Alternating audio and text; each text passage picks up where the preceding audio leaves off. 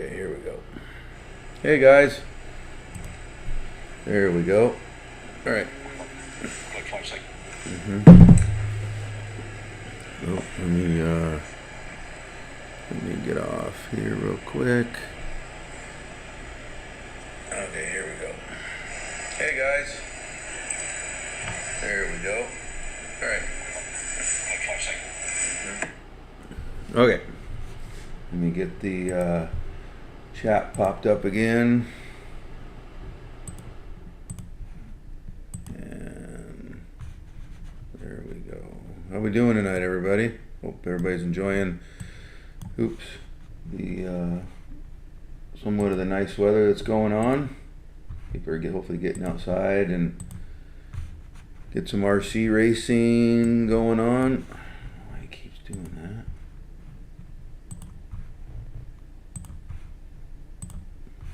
Okay, there we go. Hey there, Jake. How we doing, bud? Oh, did it again. Okay, there it is right there. Anyway, in the last week in February, and we're right into March, and man, racing's just right around the corner, so wait for a couple more people to jump on here. We've got a new flyer that's on the screen here, of course. A little preview of what probably every track's individual flyer will be, and throwing some other stuff on there, so that's always good stuff, right?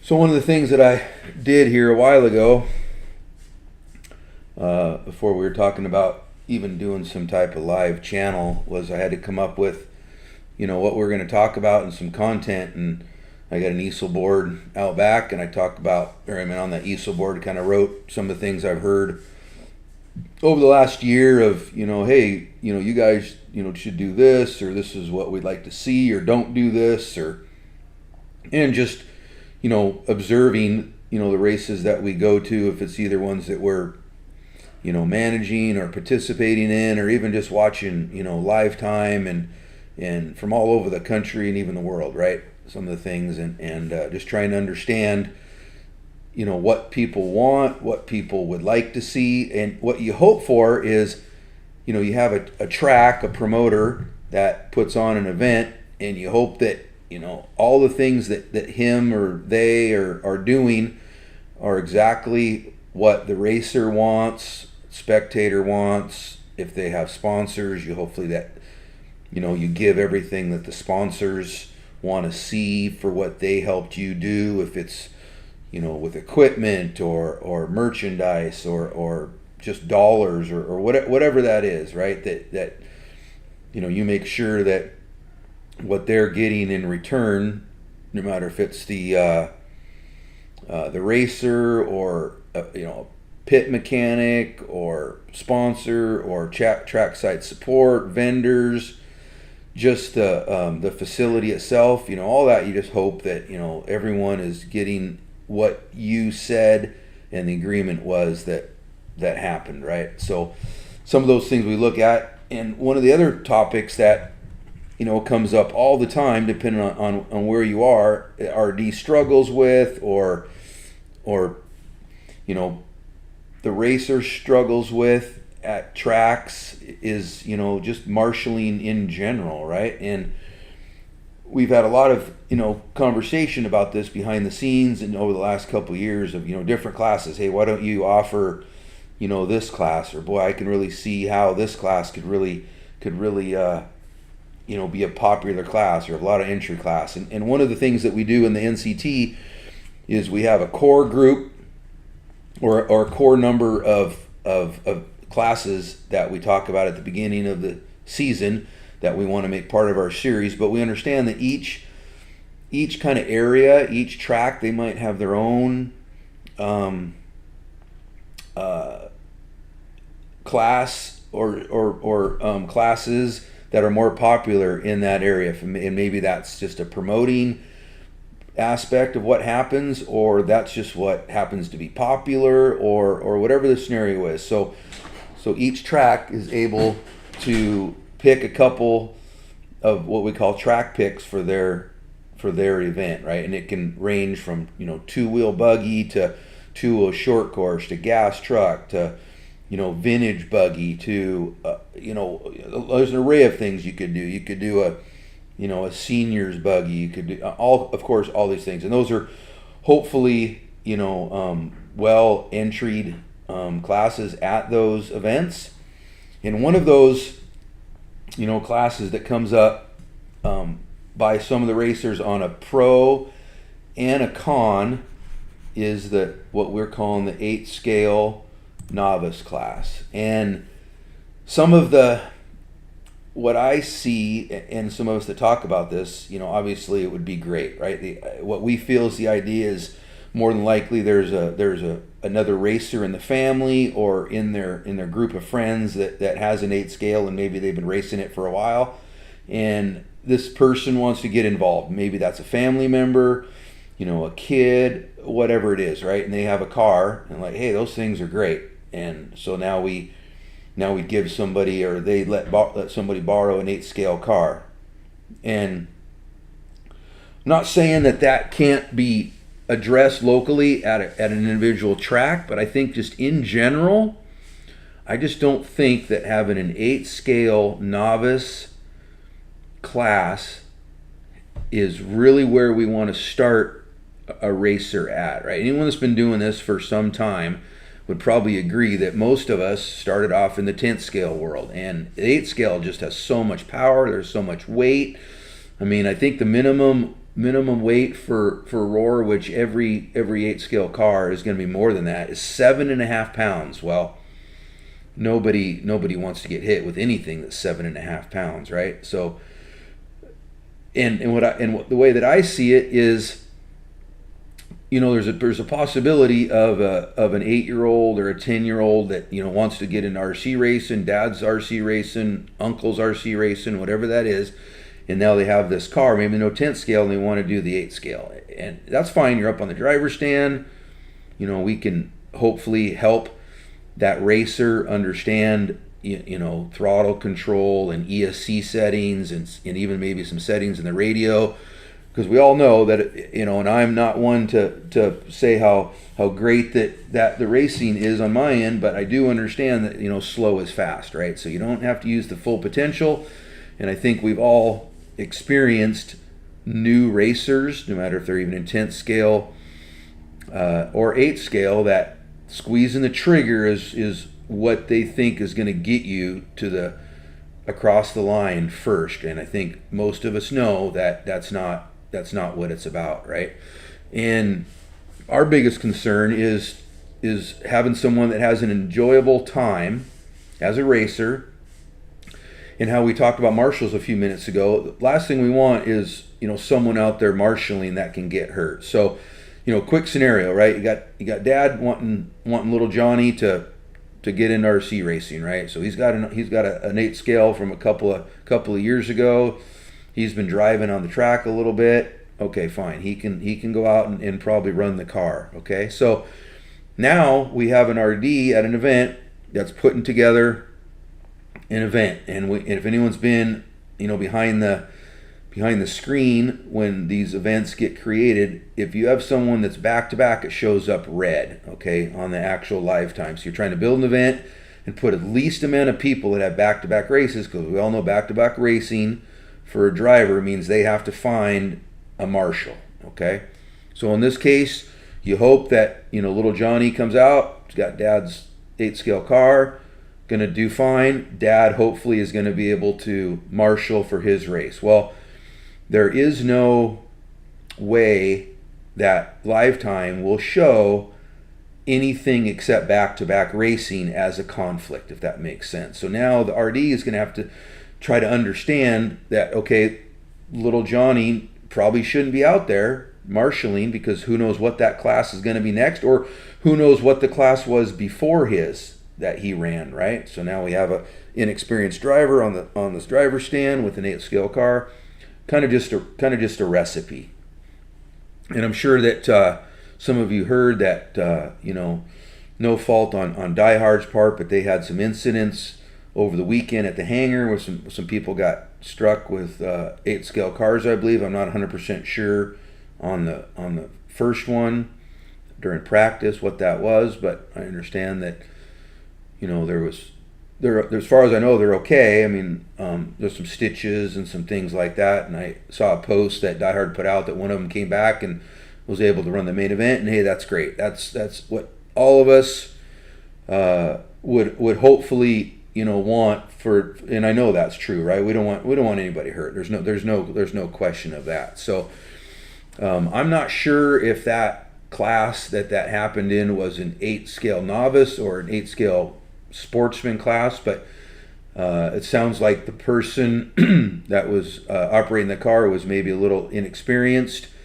and possibly that maybe wasn't the best choice for them to maybe get started in the RC racing with an 8-scale. I don't know how long they've been doing it. I don't think very long, maybe this year only. But anyway, and other questions that come up, you know, this week is, you know, okay, you get somebody hurt at an event, right? And we're not being specific anywhere. You know, what's the next step, right? What's the next step for the racer that got hurt? If they go to the hospital, you know, medical issues, you know, any scenario, right? And then, you know, what happens after that?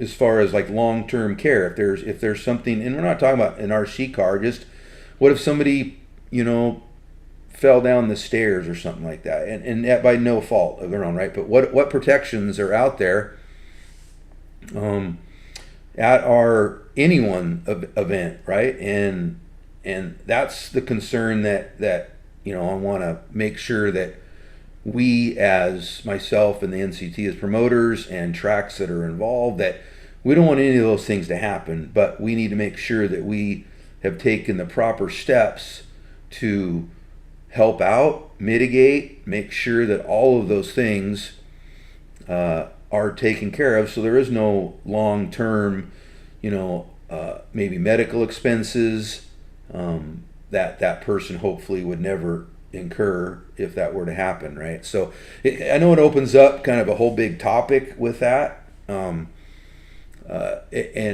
we hope that, you know, we never see that again at anyone's event.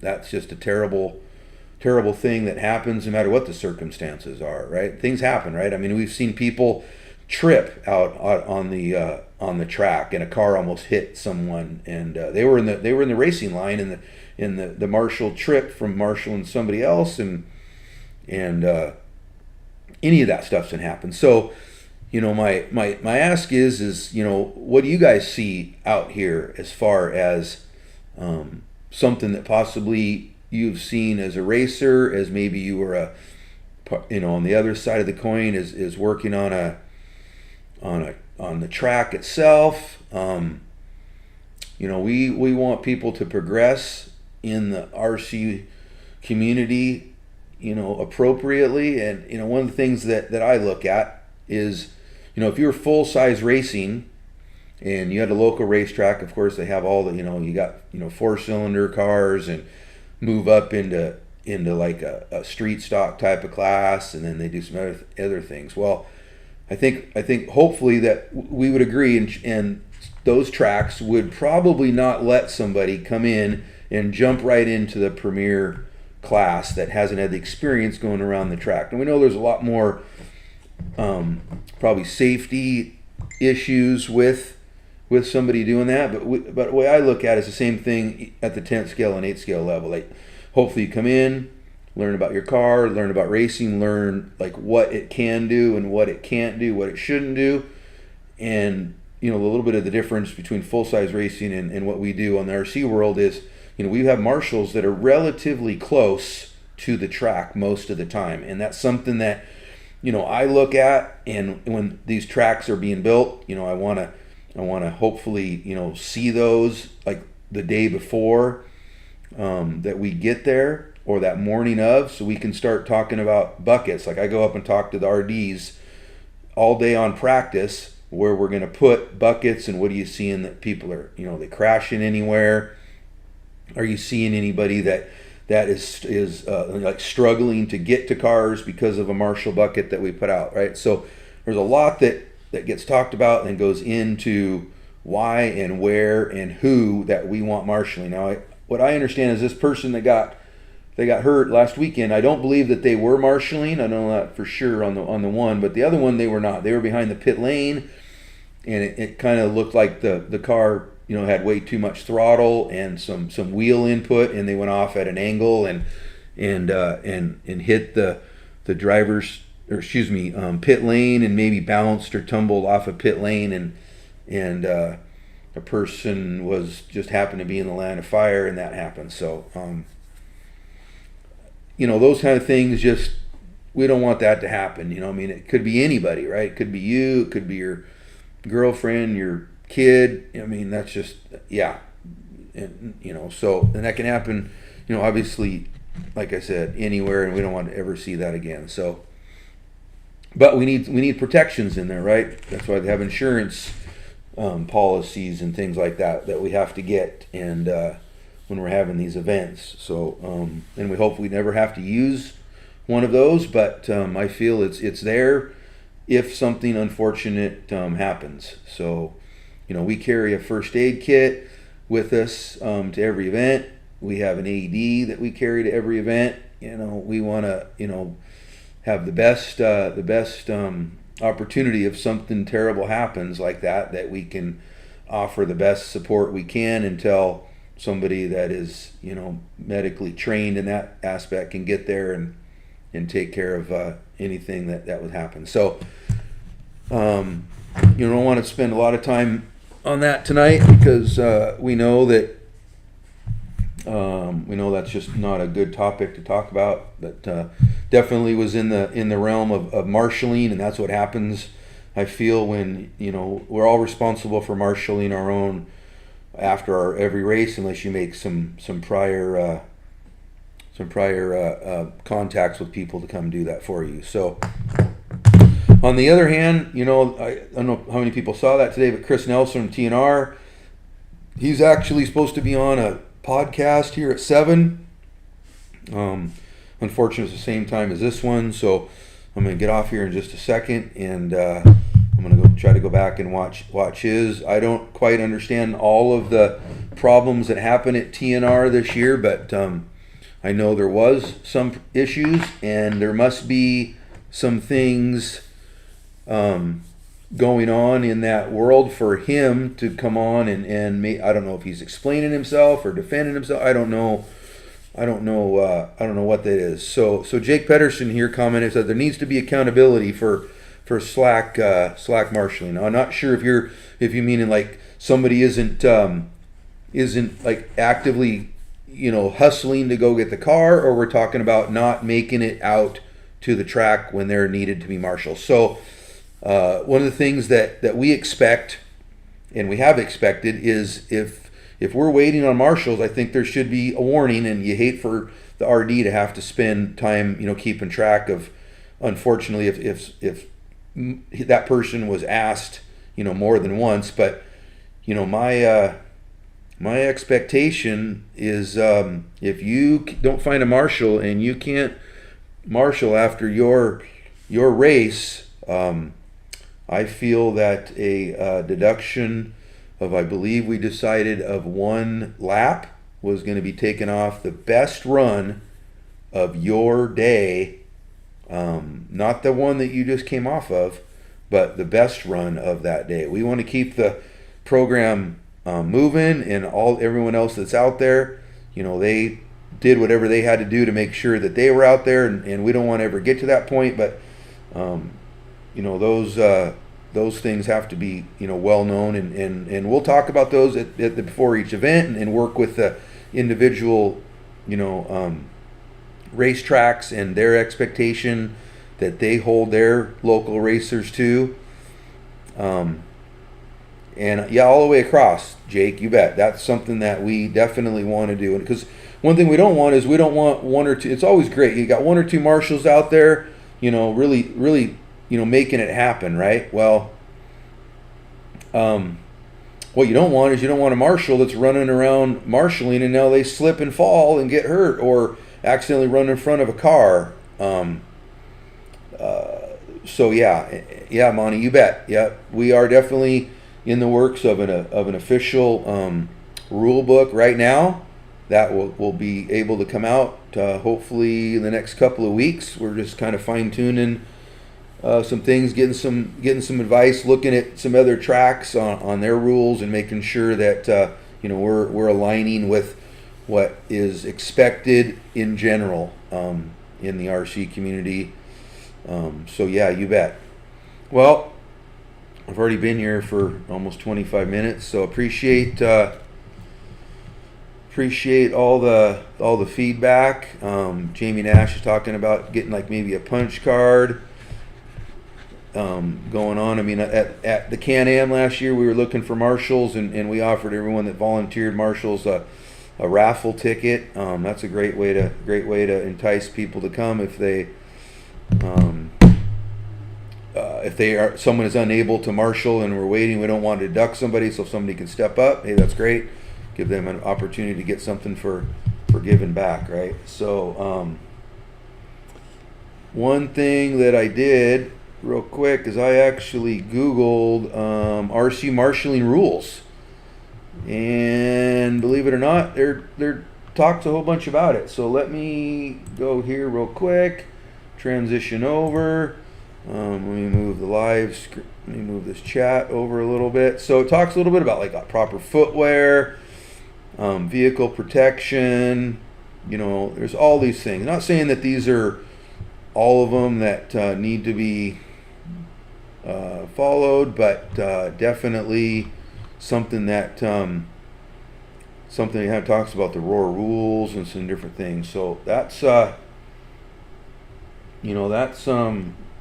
some great stuff in there, and it's out there. So appreciate everybody's feedback on this. More comments, go to our the website on there. It's got some places to do this. Go onto the Shopify store, go to our Facebook page, right? Don't forget to subscribe and like and share all that, feedbacks and comments. Like I said, I'm going to jump off here. I'm going to go try to find Chris Nelson's podcast. I think it's just on Facebook Live. I'm not sure. So appreciate everybody showing up tonight, and we will talk to you soon.